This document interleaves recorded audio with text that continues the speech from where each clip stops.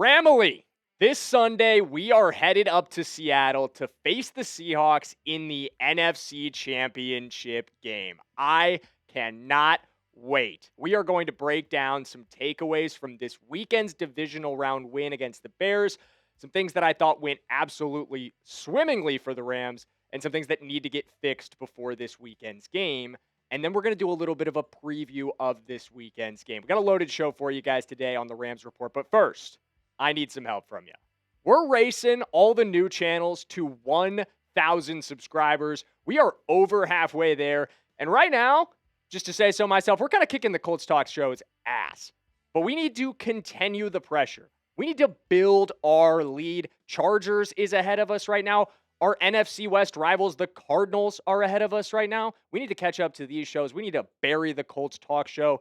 Subscribe today to the Rams Report for all the Rams news you need all season long.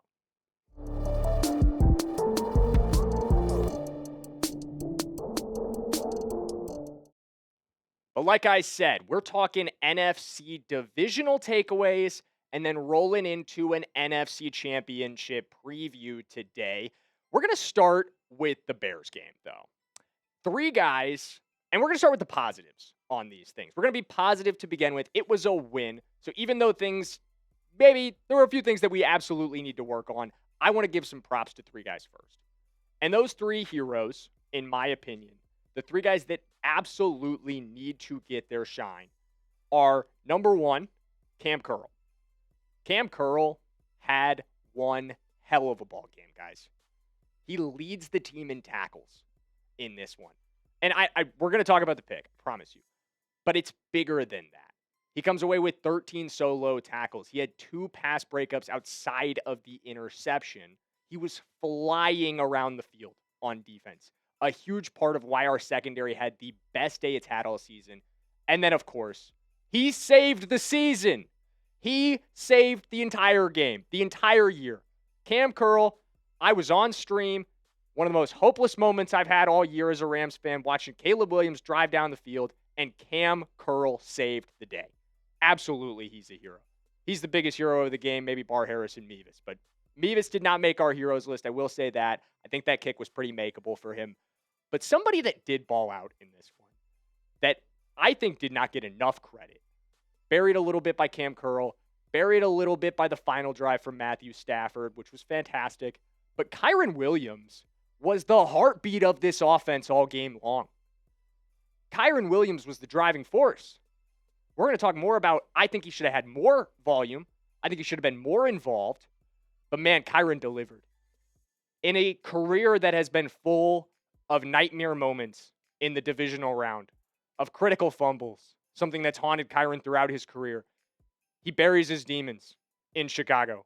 25 touches for 117 total yards, averaging almost 5 yards per touch, and he got in the end zone twice. That was huge. That was absolutely huge. I wish we'd leaned on it more. We're going to talk about that later. But a fantastic night from Kyren, and he's a huge part of why we won that game. And lastly, the return of the king, Kevin Dotson. What a day to get K-Dot back, my friends. What a day to get him back. And oh boy, did he make his presence felt in this one along the line. Coming back in to replace Justin Dedich, who had been, for lack of a better word, bad over the last couple games in relief of him ever since Derek Hall stamped on Kevin Dotson's ankle in Week 16. He's finally back to fully healthy, looking for revenge next week. But against the Bears, 45 pass blocking snaps and just 1 pressure allowed. That was money from Kevin Dotson. He was a mauler in the run game like he always is. Getting K-Dot back was absolutely key to why Kyren was so successful and to that final drive from Matthew Stafford. Gave him all the time he needed. Let me know, though, of the 3 guys I just talked to about, are 3 heroes from this game, who, in your opinion, was the biggest hero? Let me know in the comments. Are you going with Kyren Williams, KW? Are you going with Cam Curl? Give me a KC.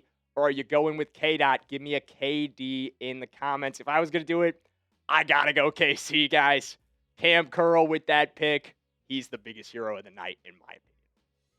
But that is going to do it for the positives on the Bears game, because at the end of the day, guys, I was not satisfied with the performance.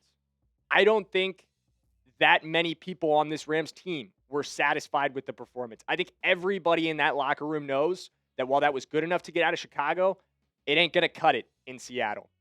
Matthew Stafford has to be better. He does. He absolutely does. This may be the first time I've ever stood up here and said this, but Matthew Stafford has to be better. This was not a good game from Stafford. This is the first time since 2017, October of that year, that he completes less than 50% of his passes in an outing. Was the finger a problem? Was that what was holding Matthew back? I don't know at this point. I think it's likely, but I'm not 100% sure that his sprained index finger played a role. And again, he wasn't awful. I'm not going to say he was awful. I've already given him credit for the final drive, which was utterly unbelievable. That throw to Terrence Ferguson, beautiful. That throw to Devontae Adams, you have to be the type of psycho that wins the MVP to even attempt that thing. He made money moments in this game, but he has to be more consistent. Has to. And speaking of consistency, we need it from our head coach. Sean, we need you to be better. Sean said it himself after this game. He took a lot of ownership, which I have a lot of respect for, by the way. This is part of what makes him the best coach in the NFL, in my opinion. You're going to have bad nights, but how do you respond from that one? Here's what Sean had to say after the game. He said, I did think once we were able to get some success, we settled into a little bit of a different approach. Being able to lean on the run. I did not like the feel for the flow of the game.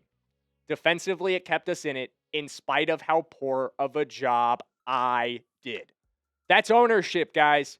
That is ownership of your actions. But ownership does not matter if you do not make change. Ownership and change. What's going to change this week? That's what I want to know. That's what we're going to focus on in our Keys to Victory section coming up at the end of today's video, is what McVay needs to change, so make sure you stick around. But the last concern that I had, a lack of volume from Puka Nacua in this one. Just 5 catches for 56 yards for Puka, and we attempted 42 passes. This goes back to the play calling issue. Why do we pass so much in a game that wasn't set for that?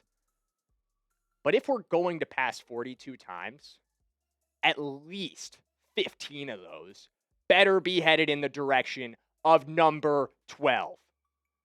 Puka Nacua is the heartbeat of the offense.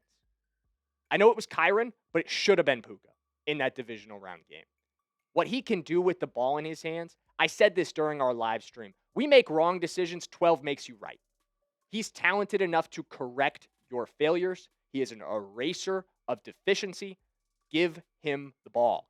He needs more than 5 receptions. He needs more than 6 total touches. That's not acceptable for a star player of his caliber, especially with Devontae dealing with some injury issues. We're going to have more information on Devontae's injury situation as the week progresses, as we get updates. So make sure you're subscribed with your notifications on, because you don't want to miss that short. We don't exactly know if he's going to be in the concussion protocol. I don't think that's going to be the case, but it's something to keep an eye on over the next few days. But 3 concerns. I think all 3 of these things are fixable. I really do. We talked about McVay taking ownership and needing to make change. I'm going to tell you the changes he needs to make in a second.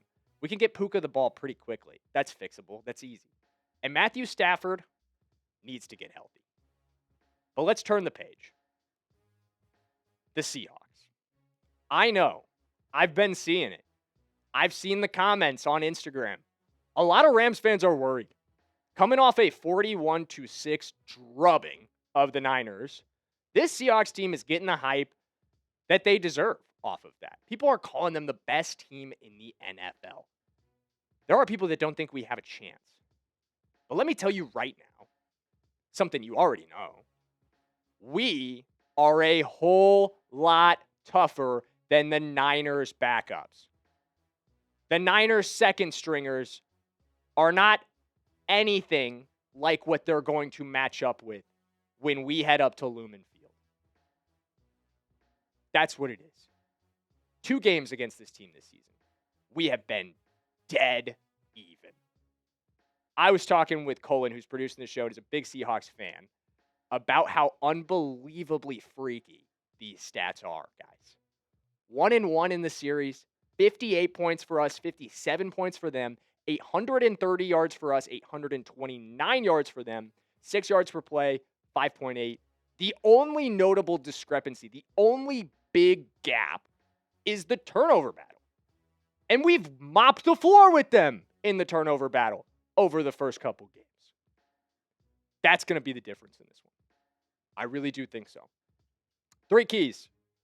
3 keys to victory in this game, in my opinion. The first and the biggest key to victory. Follow the flow of the game. This is to Sean McVay. The flow of the game, and if you don't understand what I mean by this, the flow of the game on Sunday against the Bears was clearly leaning run. Kyren Williams was routinely effective. The snow was coming down. It's frigid cold. Matthew Stafford is clearly off target. Yet we continue to force it. Yet we continue to try to make the passing attack work. Why? Go with the hot hand. Go with the guy who's been driving the offense tonight. It was Kyren Williams. 25 touches for him. That should have been over 30. 117 total yards. Should have easily had over closer to 150. Lean on him more. He was delivering for you in this situation. He was the guy. Why? Why did we go away from it? And why did we go away from it in the ways that we did, too? Because, again, I talked about Puka Nakua's volume. If we're going to pass 42 times, a lot of that has to be to our best receiver. Not enough of that went to him. And I think part of that has to do with Stafford. Is he 100% healthy right now? I am not sure. I'm not Stafford's doctor. I'm not there in the facilities every day. I don't know what the finger is like right now. But I know it's worse than the cold. I know that's going to have a massive impact. And I know we got a week to get things figured out. Well, less than a week at this point. Whatever it takes, whatever is needed for Matthew Stafford's finger to be as close to 100%, if not fully 100% by Sunday, you do it. I don't care if Matthew does not practice at all this week. If he is NIR for rest every single practice day, because that's what they say is best for his recovery to get him back to 100% as fast as humanly possible. Matthew Stafford has played decades in the NFL, almost 2 decades worth of NFL football. You think he needs 1 week of practice to be ready for this one? No. I would way rather that finger is 100% than him get practice reps this week. That's my thing with it.